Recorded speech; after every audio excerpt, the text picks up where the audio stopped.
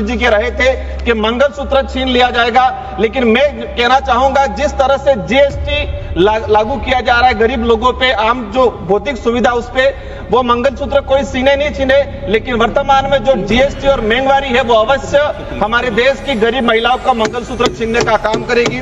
बेगा जनजाति जिसे राष्ट्रीय मानव का दर्जा मिला है, राष्ट्रीय भारत के अंदर राष्ट्रीय मानव का दर्जा बेगा समुदाय को मिला हुआ है, और बेगा समुदाय के लिए केंद्र सरकार की एक विशेष योजना संचालित हो रही थी, लेकिन पिछले समय से देखा है कि इस योजना में बजट को में कोई प्रावधान नहीं किया गया है और उल्टा बेगा समुदाय के साथ अत्याचार बहुत तेजी से बढ़ रहा है। एक घटना का अवगत कराना चाहूंगा। 9 मार्च 2025 को मध्य प्रदेश के मंडला जिले में हिरण सिंह परते नामक व्यक्ति को गोली मारकर हत्या कर दी गई। हम चाहेंगे उसकी सीबीआई जांच हो और साथ ही बेगा समुदाय के लिए विशेष पैकेज लाया जाए। चीजें आदिवासी बाहुल्य क्षेत्र में सिकल सेल की बीमारी, कैंसर की बीमारी, टीबी की बीमारी बुलेट ट्रेन से फास्ट तेजी से भाग रही है। हम देश के अंदर आंकड़ा उठा के निकालेंगे तो सबसे ज्यादा सिकल सेल, कैंसर, टीबी बीमारी ट्राइबल इलाके के अंदर है। पिछले 5 सालों में 4000 के करीब गर्भवती महिलाओं के गर्भ में ही उनके बच्चों का मृत्यु हो गया है मेरे संसदीय क्षेत्र में।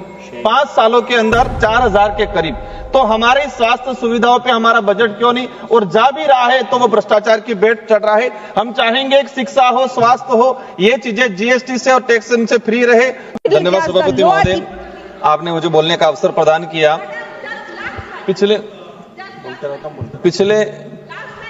पिछले कुछ सालों से जिस तरह से केंद्र सरकार हो या राज्य सरकार हो, जिनका जो बजट आया है वे बजट शहरों को ध्यान में रखते हुए, अमीर और उद्योगपतियों को ध्यान में रखते हुए आया गया है। और हम देखते आए हैं कि हमेशा ग्रामीण इलाके को, दलित पिछड़े के इलाके को, आदिवासी बाहुल्य क्षेत्र को नजरअंदाज किया जाता है।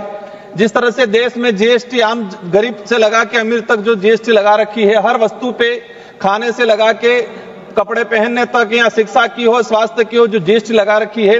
हम चाहते हैं कि इस देश का जो गरीब पिछड़ा आदिवासी समुदाय जीएसटी दे रहा है, तो इस पैसे से हम उस परिवार के बच्चों को शिक्षा, अच्छी शिक्षा क्वालिटी मिले, ये क्यों नहीं कर रहे हैं?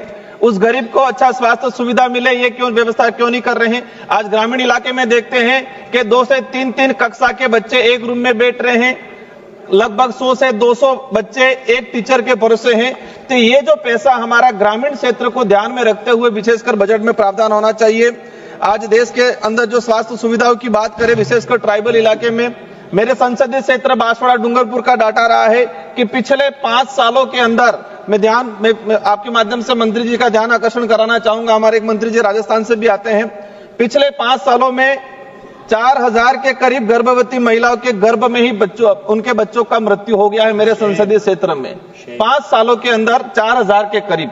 तो हमारी स्वास्थ्य सुविधाओं पे हमारा बजट क्यों नहीं, और जा भी रहा है तो वो भ्रष्टाचार की बेट चढ़ रहा है। हम चाहेंगे एक शिक्षा हो, स्वास्थ्य हो, ये चीजें जीएसटी से और टैक्स से फ्री रहे। सारी चीजें आदिवासी बाहुल्य क्षेत्र में सिकल सेल की बीमारी, कैंसर की बीमारी, टीबी की बीमारी बुलेट ट्रेन से फास्ट तेजी से भाग रही है। हम देश के अंदर आंकड़ा उठा के निकालेंगे तो सबसे ज्यादा सिकल सेल, कैंसर, टीबी बीमारी ट्राइबल इलाके के अंदर है। तो इस पे ध्यान दिया जाए।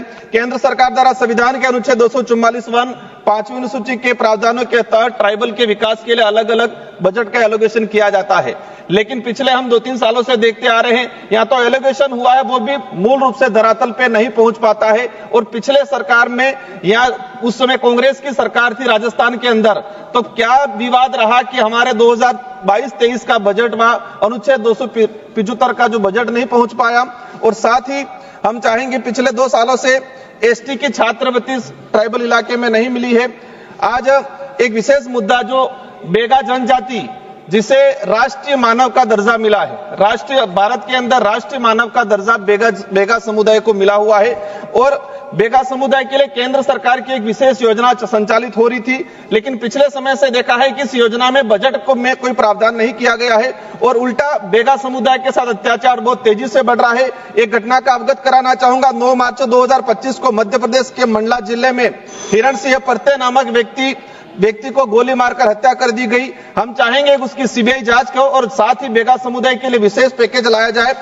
सभापति महोदय, अंतिम में कहना चाहूंगा कि मैं उस संसदीय क्षेत्र से आता हूं बांसवाड़ा, जहां से विवादित बयान हमारे प्रधानमंत्री जी के रहे थे कि मंगलसूत्र छीन लिया जाएगा। लेकिन मैं कहना चाहूंगा, जिस तरह से जीएसटी लागू किया जा रहा है गरीब लोगों पे, आम जो भौतिक सुविधा उस पे, वो मंगलसूत्र कोई सीने नहीं छीने, लेकिन वर्तमान में जो जीएसटी और महंगाई है वो अवश्य हमारे देश की गरीब महिलाओं का मंगलसूत्र छीनने का काम करेगी। अंत में यही चाहूंगा कि हम देश के आम जनता के लिए भोजन सामग्री, शिक्षा और स्वास्थ्य सुविधा पे बिल्कुल जीएसटी नहीं लगाए, और जो हमारे केंद्र सरकार की योजना जो ग्रामीण इलाके, गरीब इलाके में पहुंचाने का काम करती है, आंगनवाड़ी कार्यकर्ता, सहायिका और चतुर्थ श्रेणी के कर्मचारी, जो वर्तमान महंगाई के हिसाब से उनका जो बजट है वो बढ़ाना चाहिए। और साथ ही रोजगार गारंटी योजना के तहत 20 से 200 से 275 रुपया मिलता है, तो वर्तमान महंगाई के हिसाब से उस बजट को लगभग 400 से 500 रुपया करने की जरूरत है। और देश में माइक्रो फाइनेंस कंपनियां ट्राइबल इलाके के अंदर 25 से 30% ब्याज पे पैसा दे रही है। वही पैसा हमारी बैंकों ने माइक्रो फाइनेंस कंपनी को दे रखा है, और जो लगता है कि माइक्रो फाइनेंस कंपनियों को फ्री छूट दे रखी है ग्रामीण इलाकों में लूटमारी करने के लिए। इसी के साथ में कहना 3 माननीय सदस्यों की सूची और है। यदि सभा की सहमति हो तो 15 मिनट के लिए सदन का समय बढ़ाया जाए। 15 मिनट ठीक। 15 मिनट बस।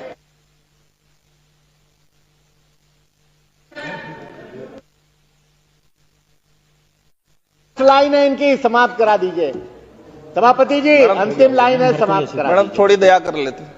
बोलिए भैया, बोलिए माननीय सभापति महोदय, वही चीज माइक्रो फाइनेंस कंपनियों पे उन पे बैन लगा जाए। उमेश भाई पटेल जी 30% ब्याज वसूल रही है।